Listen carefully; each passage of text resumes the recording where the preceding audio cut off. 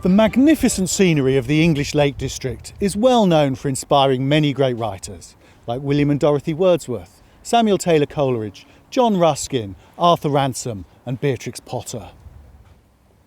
What's less well known is how important gardens were for these writers. Many of them were enthusiastic gardeners who designed and cultivated their own gardens. In this film, I'm going to visit two of the Lake District's literary gardens to explore their role in the creation of some of Britain's best-loved poetry and stories. Welcome to the loveliest spot that man hath ever found. That's how William Wordsworth described the garden here at Dove Cottage, where he lived with his sister Dorothy from 1799 to 1808. It was here that William composed much of his greatest poetry, and Dorothy wrote her famous Grasmere Journal. This garden was central to their lives and the works that they created. Indeed, the garden was one of their creations. They transformed an unpromising patch of rocky ground on the side of a mountain into a paradise of tranquility and creativity.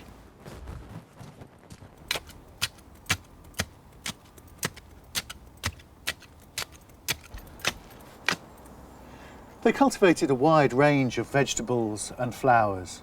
They gathered plants from the local area and they were given them by friends and by neighbours. Both enjoyed the hard physical labour of planting and weeding, of raking and hoeing.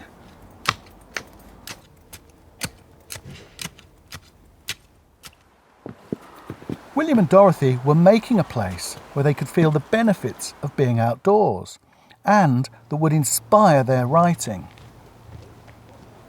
With help from a neighbour, William built this terrace path at the top of the garden and a summer house above it with fantastic views of the surrounding landscape.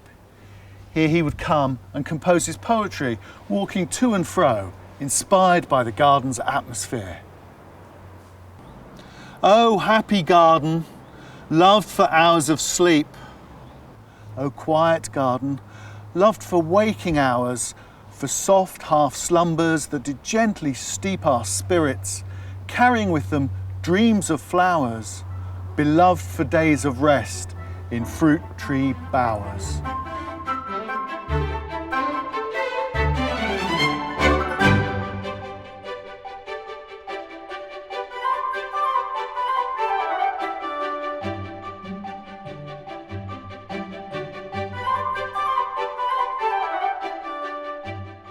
If I tell you that this is Tom Kitten's gate, you might guess that I'm at Beatrix Potter's house at Hilltop near Windermere.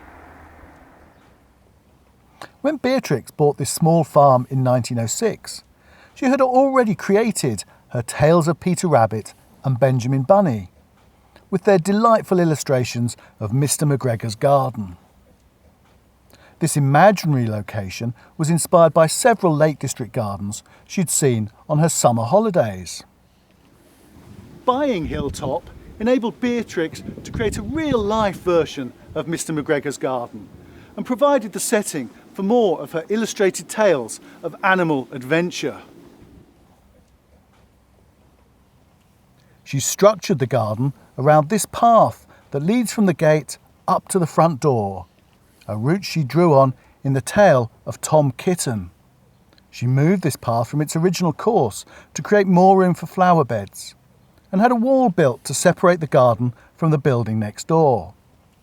Beatrix also constructed a walled vegetable garden entered by this beautiful wrought iron gate featured in the tale of Jemima Puddle Duck. Here was the rhubarb patch where Jemima hides her eggs, and the herb garden where she gathers sage, parsley and thyme for Mr. Samuel Whiskers, the fox who plans to eat her. From here, Beatrix could see her orchard and look beyond it to enjoy the wider landscape. For the thousands of visitors who come here every year, it's a magical experience to see the real-life garden that inspired the beautiful pictures so many of them have known since childhood.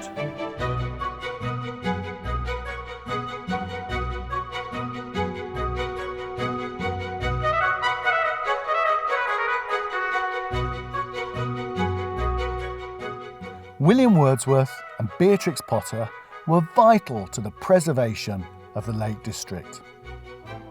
When Beatrix died in 1943, she donated Hilltop to the National Trust. Dove Cottage was bought for the nation by William Wordsworth's followers at the end of the 19th century.